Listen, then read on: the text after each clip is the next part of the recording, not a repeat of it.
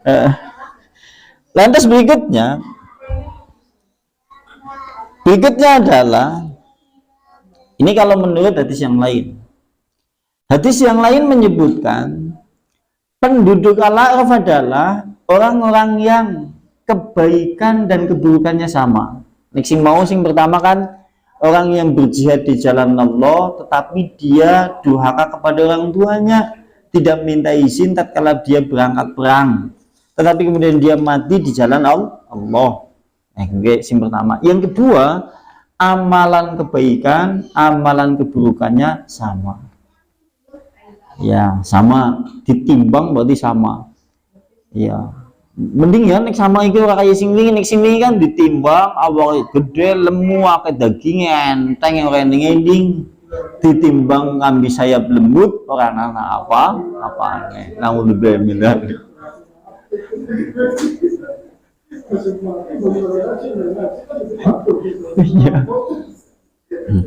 Lantas di sini disebutkan itu berdasarkan hadis Hudzaifah. Berarti hadisnya hadis Hudzaifah bin Yaman. Hadis Hudzaifah bin Yaman. Tatkala Hudzaifah bin Yaman berkata, "Annahu sungguhnya dia su'ilan an ashabil a'raf." Itu dia Hudzaifah bin Yaman itu pernah ditanya terkait masalah penduduk Al-A'raf. Jadi Hudzaifah bin Yaman, sahabat Nabi, itu pernah ditanya terkait masalah siapa penduduk Al-A'raf. Lantas kemudian beliau menyebutkan yaitu Hudzaifah bin Yaman. Faqala, kemudian dia berkata Hudzaifah bin Yaman, "Kaumun, kaumun." Mereka adalah suatu kaum. Istawat hasanatuhum, yang dimana sama amalan kebaikan-kebaikan mereka, wasyiatuhum, dan keburukan-keburukan mereka. Jadi kebaikannya kambi keburukannya sama, keburukannya sama, kebaikannya sama. Nek kira-kira dewek lihat hadis ini, nek kira-kira ditimbang siki kebaikan dan keburukannya kira-kira apa nanti? Kebaikan, masya Allah. Iya, baik dia kudunya kayak gue benar husnudon kebaikan ya. Iya. Tatkala sama kebaikan dengan keburukannya, faqangidat bihim syai'atuhum anil jannah, sehingga keburukannya itu menjadikan tertahan untuk bisa masuk ke dalam surga, sehingga keburukannya itu akan menahan mereka untuk bisa sampai masuk ke dalam surga. Kebaikan karena kebaikannya anak ditimbang pada keburukannya itu ada, sehingga keburukannya itu menahan dia untuk tidak bisa masuk ke dalam surga karena masih ada keburukan yang ia lakukan. Sementara anak ditimbang ambil kebaikannya seperti itu. Nah, sementara kebaikan yang ia punya, sementara ditimbang dengan keburukannya juga sama, kebaikannya itu menahan dia untuk tidak dimasukkan ke dalam neraka. Karena ditimbang pada si kebaikannya yang dadekna dheweke tidak bisa masuk ke dalam itu neraka, keburukannya dia tidak bisa masuk ke dalam surga. Sehingga anane dheweke nang tempat namanya Al-A'raf, dalam surga seperti itu. Dalam surga dheweke assalamualaikum, keselamatan untuk kalian semuanya. Boneng dalam neraka, tatkala wasurifat absuruhum ila ashabin nar, tatkala kemudian dipalingkan penglihatan mereka menuju penduduk neraka, mereka berdoa, Allahumma la tajmalna, ya Allah subhanahu wa ta'ala, jangan jadikan kami mama qaumid dzalimina, bersama orang-orang zalim. Kira-kira nelangsa betul nelangsa penduduk Al-A'raf. Sing watiri meniki sudah ditimbang, bisa ditimbang. Sudah ditimbang kebaikan dan keburukannya ternyata sama. Sama ya? Sama, tetapi dia memiliki dosa kedoliman sesama manusia yang belum selesai juga di dunia. ditimbang kebaikan dan keburukannya pada orang gesek sama sekali. Tetapi dia memiliki perbuatan kedoliman sesama manusia.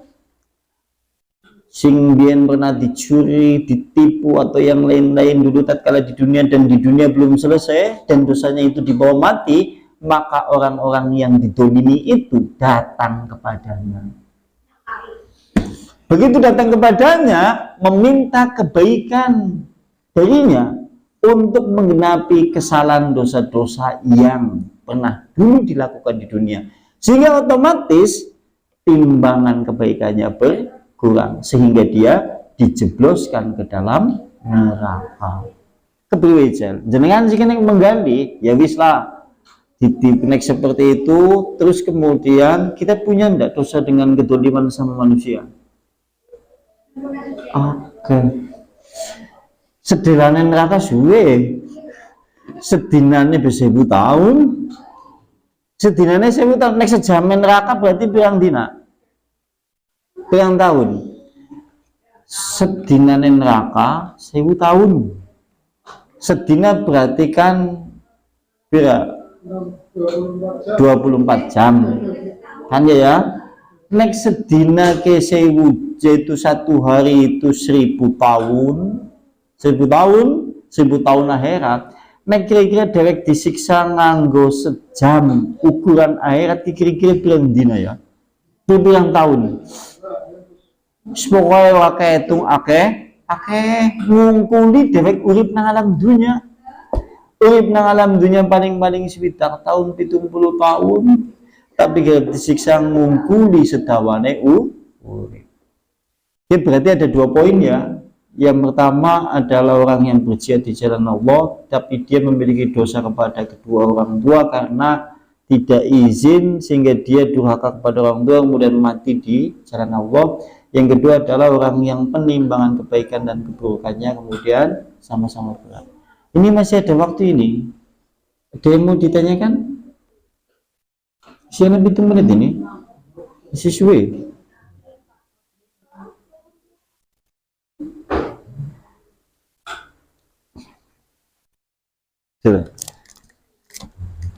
Oh, nggak ada, mas?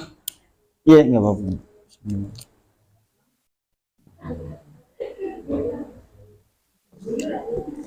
Pripun?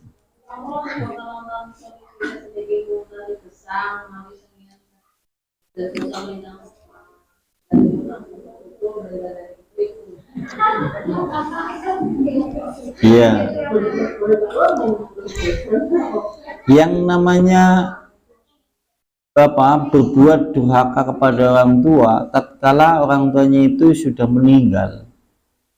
Jadi kita punya dosa yang bilangannya itu kategorinya durhaka kepada orang tua, cuma kondisinya dia itu sudah pulang kembali kepada Allah. Kalau masih hidup sih mudah mungkin bagi kita ya.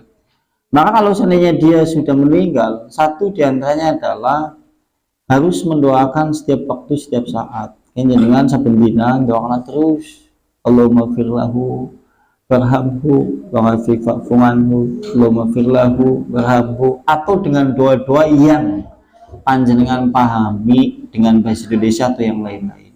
Intinya mendoakan ampunan untuk mereka. Ini setiap saat, setiap waktu ya, udah sebulan spesial, udah sebulan seminggu spesial, udah setiap saat, setiap waktu. Sampai neng donga ngapa baik, sampai neng donga bersolat donga, berarti donga itu ketinggalan. Ya Allah ampunilah dosa kedua orang tuaku. Mungkin dia pernah sakit hati kepadaku dulu di dalam kehidupan dunia. Aku punya perbuatan durhaka kepadanya, maka ampunilah dia, ya Allah Subhanahu wa taala, rahmatilah dia. Gue saben dina. Karena kita tidak tahu doa pas tepatnya di tempat apa, jam berapa, waktu kapan yang mustajab, yang diterima oleh Allah. Sekalipun setiap doa itu dikabulkan oleh Allah. Tetapi boleh jadi mungkin kita memiliki amalan-amalan yang menghalangi terkabulnya doa. Mulane kon mohon ampun setiap saat, setiap waktu. Soalnya kenapa? Wong tua mulai ngopeni dewek, ki memang setiap saat, setiap waktu. Cilik digedekna, gede terus jadi gede. Oleh karena itulah Allah berfirman, wa'budullaha wa la tusyriku bihi syai' wa bil walidaini ihsana. Dan beribadahlah kepada Allah, jangan sekali-kali kemudian kalian menyekutukan kepada Allah, dan berbuat baktilah atau berbuat baiklah kepada kedua orang tua dengan sebakti-baktinya. Kenapa kemudian Allah menyandingkan menyembah kepada Allah tanpa menyekutukan dengan berbuat bakti kepada orang tua? Karena berbuat bakti kepada orang tua adalah amalan di dalam Islam yang tinggi sampai Allah menyandingkan dengan kalimat beribadah kepada Allah. Sampai-sampai anak konteks hadis Nabi, ridhonya Allah bergantung kepada ridhonya orang tua. Sampai kayak gue coba. Oke. Terus yang kedua, cara panjenengan meminta ampun atau meminta maaf dosa-dosa yang telah kita lakukan kepada orang tua kalau seandainya itu bentuknya durhaka.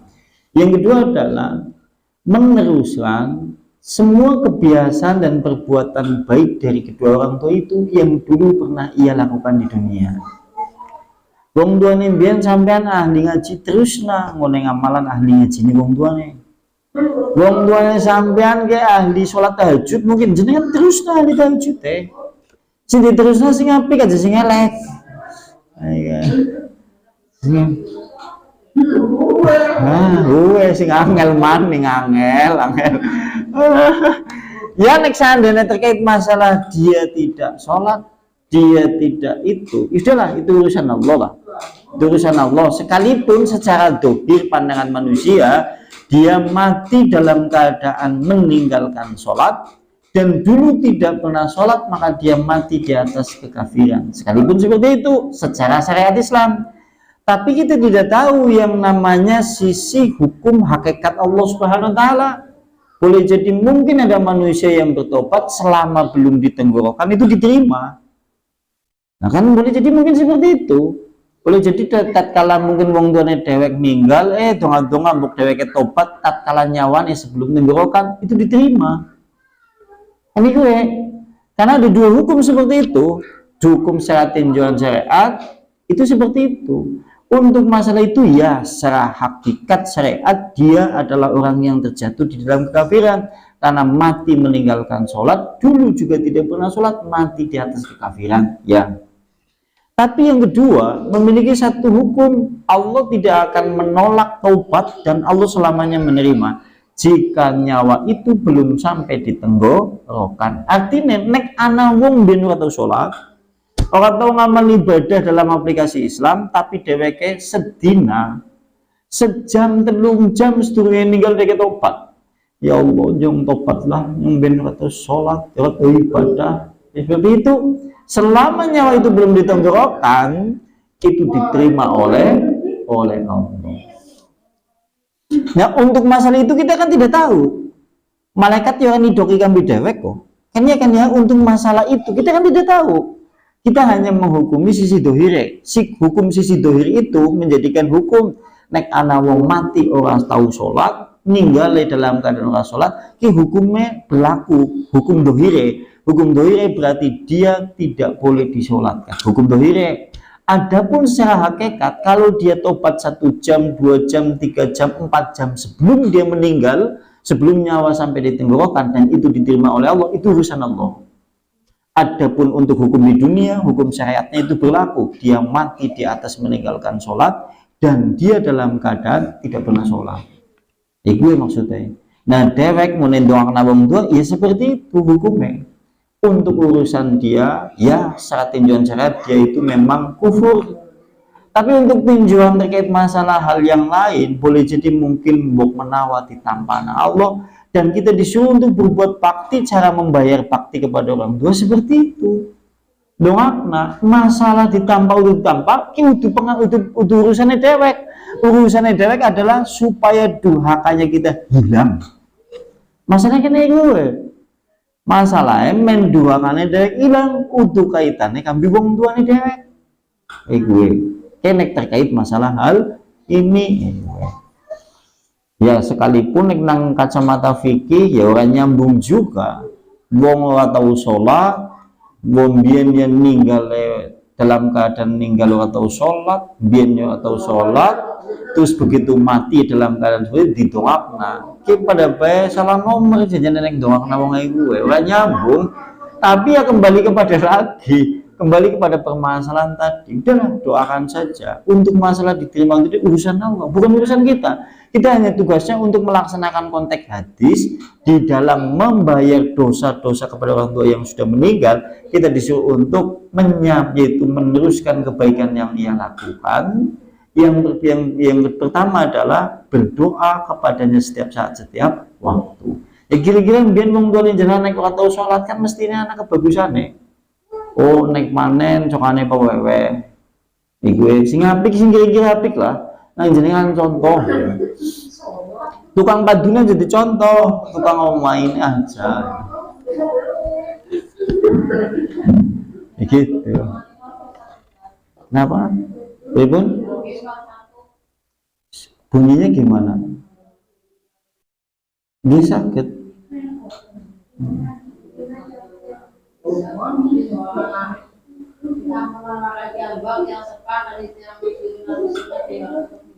Itu bisa, itu malah doa komplit, meliputi ngomong tua, ngomong derek, ngomong Islam, itu doa komplit.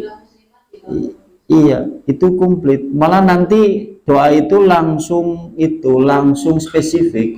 Artinya nek wong tuane dewek meninggal dalam keadaan tidak dalam keadaan muslim, wis ora termasuk, cuma dewek di dalam bakti kepada orang tua hukumnya hilang. Nek ana durhakane. Enak gue seperti itu. Ya bisa itu. Allahumma fir itu boleh. Malah bagus. Doa yang paling ditekankan dalam sunnah itu doa yang berasal dari Al-Quran dan sunnah Nabi. Nek bisa jenengan doa dari Al-Quran dan sunnah Nabi. Nek orang bisa yang mau bahasa Jawa. Itu seperti itu. Yang ketiga, jenengan disuruh untuk menyambung tali silaturahim dengan teman-teman, bapak atau ibu atau sedulur. Pakde, pakdik, adine ramane, adine biunge. Kakangnya ramane, kakangnya biunge. Iku ya nek sing isi anak kok nyambung. Iku maksudnya. Ya, soalnya nek jenengan dolan mengone Pak Gede nek Pak Dene terus ngerti sampean sing disebut jenengane ramane sampean. Misal ramane sampean Pak Imin misal.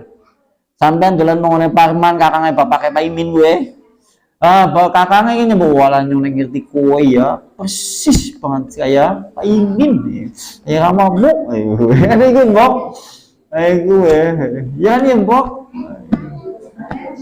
walau guyumu giring-giringmu petakilanmu persis kayak ramane gue misal belujute ini kan bok diantaranya itu ada yang mau cukup ya cakap gitu ya. Nah itu ya memang kayak gini. Sekarang pertanyaannya gini, kafir itu ada dua. Hukum kafir itu ada dua. Satu, kafir non muslim yang bukan beragama Islam dikafirkan. Kafir yang non muslim dia juga termasuk kafirin. Terus yang kedua, kafir yang kedua adalah kafir yang dia mengaku beragama Islam tapi mati di atas kekafiran karena tidak menjalankan amalan-amalan yang diwajibkan di dalam Islam. Dia mati di atas itu, ini juga kafir. Nah, kalau kafir non muslim seakan-akan ulama itu sepakat. Ulama itu diantara neket sekalipun berbeda pendapat dalam ini ya, cuma kebanyakan mereka berpendapat kalau orang kafir non muslim sing notabene tidak berkeyakinan seperti keyakinan orang Islam, maka itu diantaranya adalah tidak ditimbang, tidak ada kemudian pertanyaan kubur, tetapi langsung dimasukkan ke dalam neraka. Ibu pendapat pertama, pendapat yang kedua berbeda.